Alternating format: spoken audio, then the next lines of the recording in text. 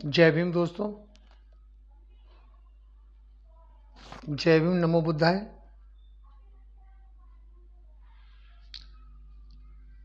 सभी मेरे बहन भाइयों को, माता पिता, बड़े छोटे, नौजवान, सभी को मेरा क्रांतिकारी जय भीम। दोस्तों, आज भारत के अंदर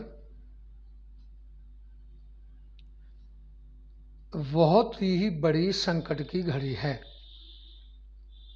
और ये संकट की घड़ी कि आज अगर हम नहीं जागे, नहीं समझे और एक नहीं हुए, हम SC, ST, OBC माइनॉरिटी के सभी बहन भाई हम अगर इकट्ठे नहीं हुए तो हमारे जीवन पर बहुत ही बड़ा संकट आने वाला है। और वो कैसा संकट है कि आने वाली पीढ़ी, पैदा होने वाले बच्चे किसान, मजदूर, गरीब के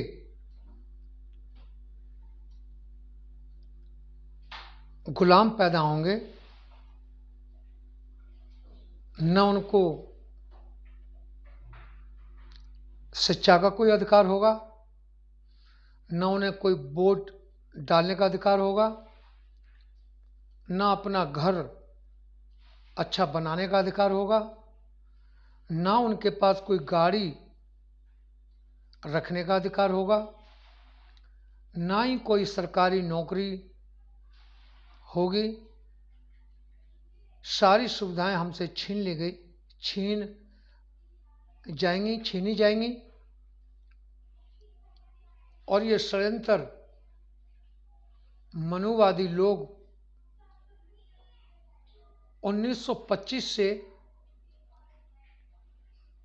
लेकर चल रहे हैं कि भारत के मूल निवासियों को, भारतीय लोगों को, भारत के रहने वालों को इनको फिर से गुलाम बनाया जाए, फिर से इनको इनके हक अधिकार से वंचित किया जाए।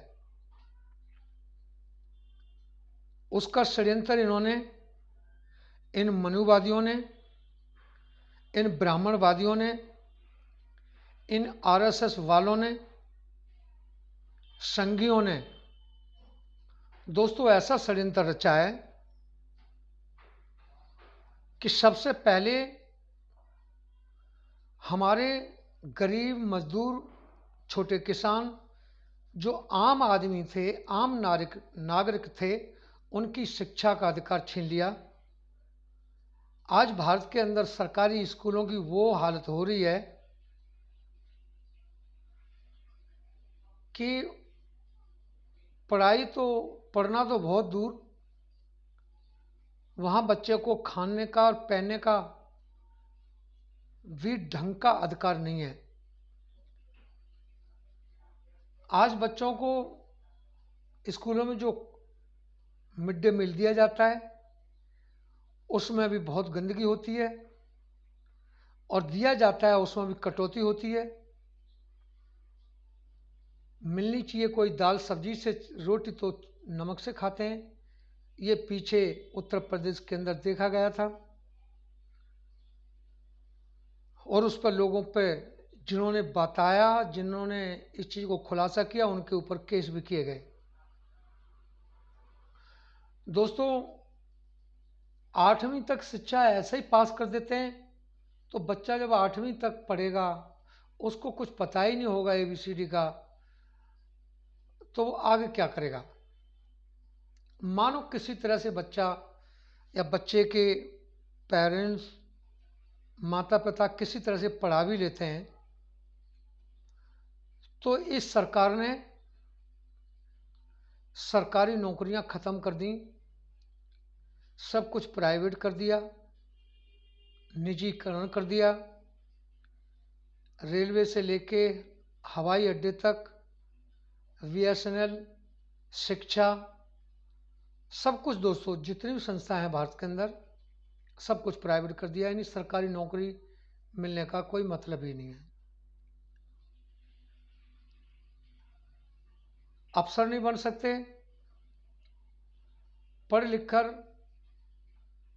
वो बेचारे कुछ लायक ही नहीं होते, क्योंकि सारी भारत के अंदर जो संस्था होती है जहाँ से हक और अधिकार मिलते हैं, उन सारे हक अधिकारों पर मनुवादी सोच के लोग बैठे हुए हैं। जिस तरह से आज भारत के अंदर हर पद पर वही लोग हैं जो सदियों से गुलाम बना के रखा था भारतीयों को, और वही लोग आज फिर उन हकों पर, उन पदों पर बैठे हुए हैं गुलाम बनाने के लिए। भारत के अंदर जितनी यूनिवर्सिटी हैं वहाँ के द्रोणाचार्य ब्राह्मणवादी हैं। उनको पता लगता है कि जब ये छोटी कास्ट से आया है, SC ST OBC से निकल कर आया है, तो उसकी मेरिट वहाँ ख़त्म कर दी जाती है, उसको आगे बढ़ने का हक छीन लिया जाता है उससे।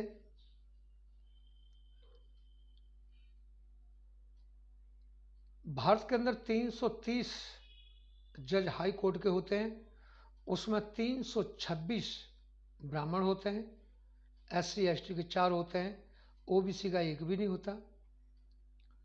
27 जज सुप्रीम कोर्ट के होते हैं, उसमें भी अपना परिवारवाद चलता है, कोई और कास्ट का आ ही नहीं सकता, चाहे वो जज अच्छा हो बुरा हो किसी भी तरह का हो, वो अपने ही बनते हैं। तो वो कानून व्यवस्था उनके हाथों में, न्याय मिलना बहुत मुश्किल होता है। आज IAS जो भी भारत के अंदर हैं सब मनुवादी सोच के लोग होते हैं, ऊंची जाति के लोग होते हैं। जिस तरह से हाथरस में कांड हुआ, इस तरह से और भी लाखों कांड ऐसे होते हैं जिनका पता ही नहीं लगता, उनको वहीं के वहीं ख़त्म कर देते हैं, कोर्ट तक बात नहीं जाने देते, चली भी जाए तो आगे कुछ नहीं होता उनका। तो दोस्तों इस तरह से जो भी हमारी संस्थाएं भारत की, जहाँ से हक और अधिकार, न्याय,